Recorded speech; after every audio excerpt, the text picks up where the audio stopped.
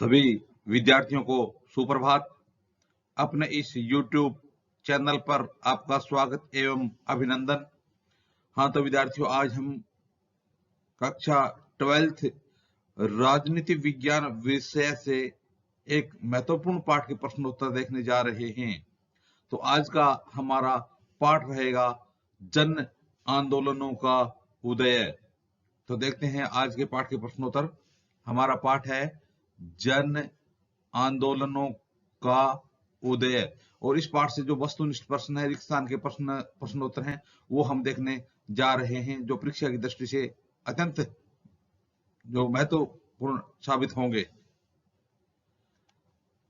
पहला प्रश्न है, चिपको आंदोलन की शुरुआत किस राज्य से हुई? तो कह रहा है कि चिपको आंदोलन है, इसकी शुरुआत कौन से राज्य से हुई थी? आपको चार विकल्प दिए जाते हैं। ए मध्य प्रदेश, ब झारखंड, स उत्तराखंड, द राजस्थान। तो आपको बताना है कि कौन सा आंदोलन है। आंदोलन है चिपको आंदोलन। तो चिपको आंदोलन की शुरुआत किस राज्य से हुई थी? तो देखिए विद्यार्थियों, चिपको आंदोलन देश के विभिन्न भागों में उठे अनेक आंदोलनों का प्रतीक बना था। प्रश्न इस प्रकार से पूछ लिया जाए कि कौन सा आंदोलन है जो देश के विभिन्न भागों में उठे अनेक आंदोलनों का प्रतीक बना, तो वो कौन सा हो जाएगा? चिपको आंदोलन देश के विभिन्न भागों में उठे अनेक आंदोलनों का प्रतीक बना था। कौन सा आंदोलन है? चिपको आंदोलन। अब आपको बताना है कि चिपको आंदोलन की शुरुआत किस राज्य से हुई थी। तो इसका उत्तर हो जाएगा, चिपको आंदोलन की शुरुआत से उत्तराखंड से हुई थी। कहां से हुई थी? उत्तराखंड से चिपको आंदोलन की शुरुआत हुई थी। अगला प्रश्न है, निम्न में से किस राज्य से ताड़ी विरोधी आंदोलन का संबंध था? तो आपको बताना है कि जो आपको चार विकल्प दिए जाएंगे, इन चार विकल्पों में कौन सा राज्य था जिससे ताड़ी विरोधी आंदोलन का संबंध था। तो पहला है मध्य प्रदेश, ब झारखंड, स उत्तराखंड और द है आंध्र प्रदेश।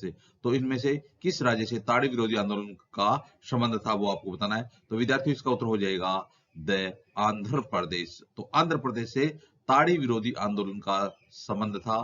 तो ताड़ी विरोधी आंदोलन आंध्र प्रदेश में महिलाओं द्वारा शराब बंदी के विरुद्ध चलाया गया आंदोलन था।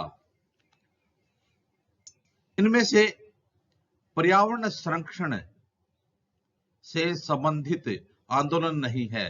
तो आपको जो आंदोलन बताए जाएंगे उनमें से कौन सा आंदोलन जो पर्यावरण से संबंधित नहीं है? ए चिपको आंदोलन, ब नर्मदा बचाओ आंदोलन, स ये दोनों ही, द ताड़ी विरोधी आंदोलन। ये कह रहा है इनमें से पर्यावरण संरक्षण। अब प्रश्न पूछ ले जाएगा, हम पर्यावरण संरक्षण से संबंधित दो आंदोलनों के नाम लिखो। तो यह कह रहा है कि पर्यावरण संरक्षण से संबंधित नहीं है। तो इनमें से कौन सा आंदोलन है? चिपको आंदोलन है, या नर्मदा बचाओ आंदोलन है, या दोनों ही है, या फिर ताड़ी विरोधी आंदोलन है? तो इसका उत्तर हो जाएगा विद्यार्थियों, ताड़ी विरोधी आंदोलन, जो शराब बंदी के विरोध में था। तो देखिए, पर्यावरण संरक्षण से संबंधित चिपको पर्यावरण संरक्षण से संबंधित था, यह कह रहा है नहीं है। और नर्मदा बचाओ भी आंदोलन जो था वो पर्यावरण संरक्षण से संबंधित था। तो इसका उत्तर हो जाएगा ताड़ी विरोधी आंदोलन।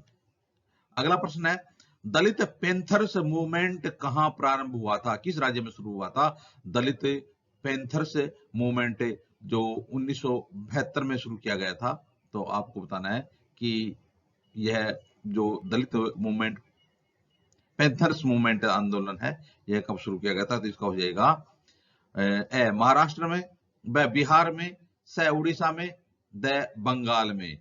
तो यह 1972 में शुरू किया गया था।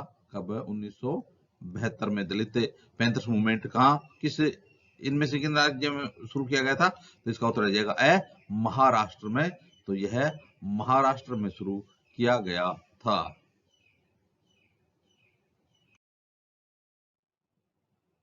हाँ तो विद्यार्थियों, अब देखते हैं जन आंदोलन नामक पाठ का अगला प्रश्न। अगला प्रश्न है,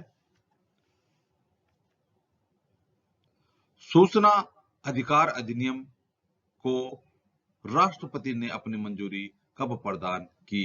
तो आपको बताना है कि सूचना अधिकार अधिनियम है, उसको राष्ट्रपति महोदय ने कब अपनी मंजूरी प्रदान की थी। बहुत महत्वपूर्ण जो अधिकार था, अधिनियम है। तो देखिए, सन 2006 में, ब सन 2005 में, स सन 2009 में, द सन 2015 में। तो सूचना अधिकार अधिनियम है वो राष्ट्रपति के द्वारा कब उसको मंजूरी दी गई थी? तो इसका उत्तर हो जाएगा सन 2005 में ब। तो सूचना अधिकार अधिनियम को राष्ट्रपति ने अपनी मंजूरी कब प्रदान की थी? सन 2005 में। तो देखिए विद्यार्थियों, सूचना के अधिकार आंदोलन की शुरुआत 1990 में राजस्थान की भीम तहसील से हुई थी। तो यह भी यदि प्रश्न पूछ लिया जाए कि सूचना के अधिकार आंदोलन है, अधिकार आंदोलन है, इसकी शुरुआत कब हुई थी? 1990 में हुई थी। कहां हुई थी? राजस्थान में। राजस्थान में भी कहां हुई थी? भीम तहसील में इसकी शुरुआतें की गई थी। तो सूचना का जो अधिकार अधिनियम है वो राष्ट्रपति ने इसको कब पारित किया? यानी सन 2005 में इसको मंजूरी मिल गई थी। और इसकी यदि हम शुरुआत देखें तो इस आंदोलन की शुरुआत 1990 में राजस्थान की भीम तहसील में हुई थी। अगला प्रश्न है, गोलपीठ मराठी कविता के लेखक कौन हैं? तो गोलपीठ जो मराठी कविता है उसके लेखक कौन हैं? ए रविंद्रनाथ टैगोर, ब मैथिली शरण गुप्त, स नामदेव ढसाल और द इनमें से कोई नहीं। तो यदि आप 12th कक्षा में राजनीति विज्ञान विषय का यदि हम जिक्र करें तो देखिए वहां पर जो एक कवि हैं, प्रसिद्ध कवि हैं, उनका यदि एक पाठ में बार बार चर्चा हुई है तो वो हैं नामदेव ढसाल। मराठी कवि कौन है?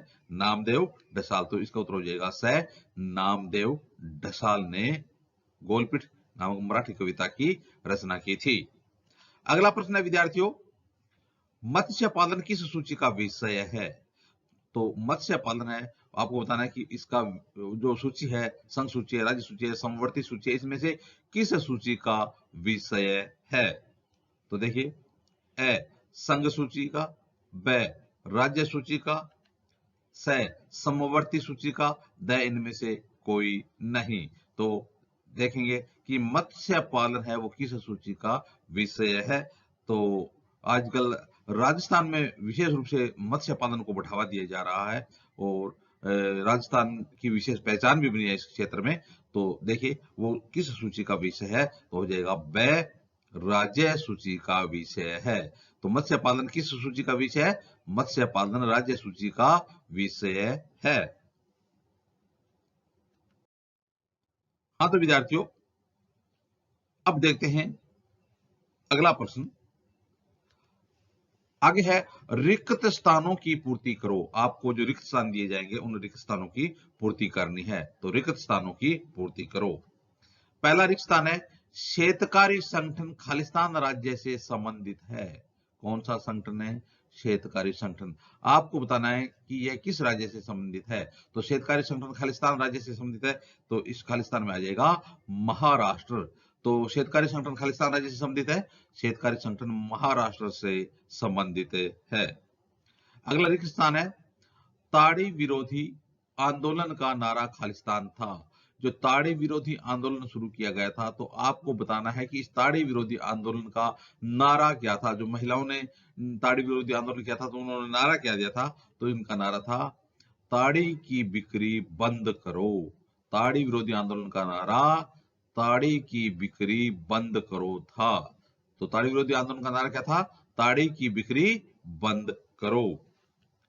अगला रिक्त स्थान है, 73वें 74वें संविधान संशोधनों द्वारा महिलाओं को खालिस्तान में आरक्षण दिया गया।